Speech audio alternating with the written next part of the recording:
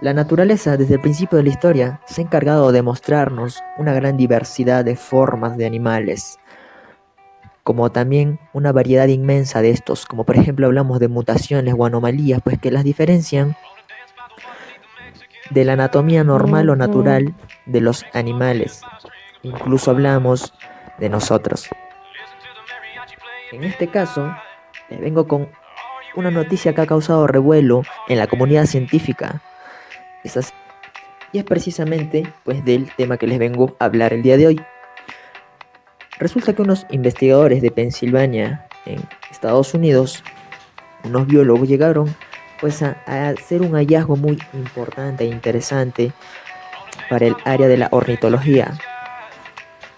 Se encontraron con un ave que presentaba una coloración un tanto distinta.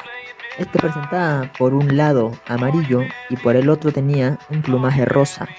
Sin embargo, esto no es lo que tanto revuelo y asombro causó en estos investigadores, sino más bien es por la siguiente característica. Resulta que sus órganos también se encontraban divididos por sexo, lo cual fue en gran medida el punto pues de explosión en las comunidades científicas y en las comunidades de los biólogos y ornitólogos. De nombre científico Pseuticus ludovicianus, pero conocido vernacularmente como pico grueso. De hecho, este nombre, pico grueso, lo adquiere desde la familia, los cuales representan gran parte, o en su mayoría, al orden de los paseriformes. Ahora se viene la explicación de este tema, pues que trae en boga a gran parte de la comunidad científica, que seguramente has estado viendo algunos memes por ahí, o quizá algunas publicaciones. Resulta que esta ave presenta pues una coloración amarillenta en el lado donde representa también la parte masculina de esta ave. Es decir, presenta la parte amarillenta en el lado derecho y presenta en el lado izquierdo un plumaje rosa que es el representativo de los especímenes hembra.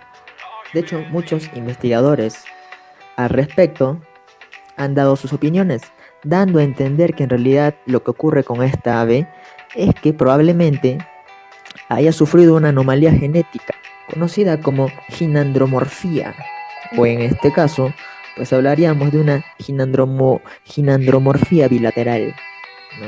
Ya más o menos sabemos por qué. Sin embargo, para conocer lo que es la ginandromorfía, debemos comprender lo que es el ginandromorfismo.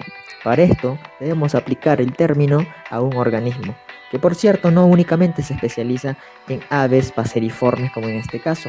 En realidad el ginandromorfismo es una característica que adquieren ciertos organismos, ciertos animales, en la que presentan caracteres tanto masculinos como femeninos. Es más o menos muy semejante a lo que veríamos en los seres andróginos. Esta ginandromorfía no debemos compararla o asemejarla con lo que sería el hermafrodismo, que en realidad es pues que se define como un tejido que en realidad ha optado por diferenciarse en partes sexuales femeninas como masculinas, pero únicamente derivan de un tejido que ha derivado en estos aspectos.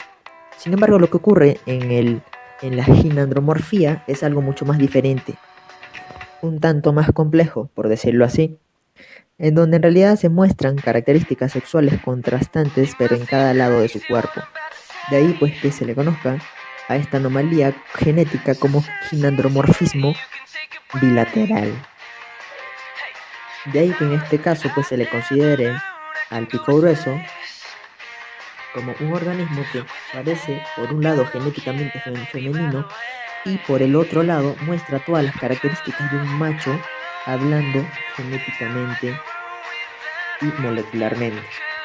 Como bien dijo la directora del programa, Anne Lindsay, todo el equipo estaba muy emocionado de ver de tan cerca una rareza tan grande y además estar disfrutando de esta experiencia única en la vida.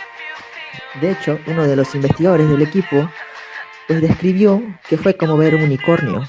Otro describió la adrenalina de ver algo tan extraordinario. Ahora, Resulta que desde 1962, para poner un poco en historia, los ornitólogos, es decir, aquellos biólogos que se enfocan, repito, en el estudio de las aves, del Centro de Investigación Aviar Paul Darmill, han anillado aproximadamente 13.000 aves. El anillamiento corresponde a un proceso que utilizan mucho los ornitólogos para clasificar y encasillar en la taxonomía de las aves, pues a través de un pequeño anillo de aluminio, que por cierto es colocado pues en una de las patitas del ave para incluirla en una nueva determinación taxonómica, es decir, para tener un orden más contabilizado de las aves que se van descubriendo y de las especies pues que ya están, por así decirlo, enmarcadas.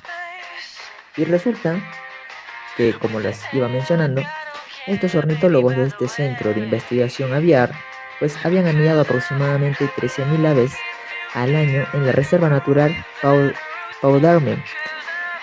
Su base de datos completa, que incluye registros de cientos de miles de aves, contiene menos de 10 ginandromorfos bilaterales, un dato muy importante, teniendo en cuenta que la última vez que la Reserva Natural vio a uno de estos, en parte macho y en parte hembra, fue otro pico grueso de pecho rosa y en el año 2005 todavía. Ahora finalmente surge una pregunta, una duda que tiene de hecho en cuestión a muchos investigadores, a muchos biólogos, a muchos ornitólogos, y es pues la siguiente, ¿no? Si es que estas aves, o mejor dicho, esta ave en particular, tiene la capacidad o no de reproducirse. Una pregunta muy popular en los círculos científicos, ¿no? Entonces ahora queda a criterio suyo si esta ave puede reproducirse o no. Bueno, me despido. Adiósito.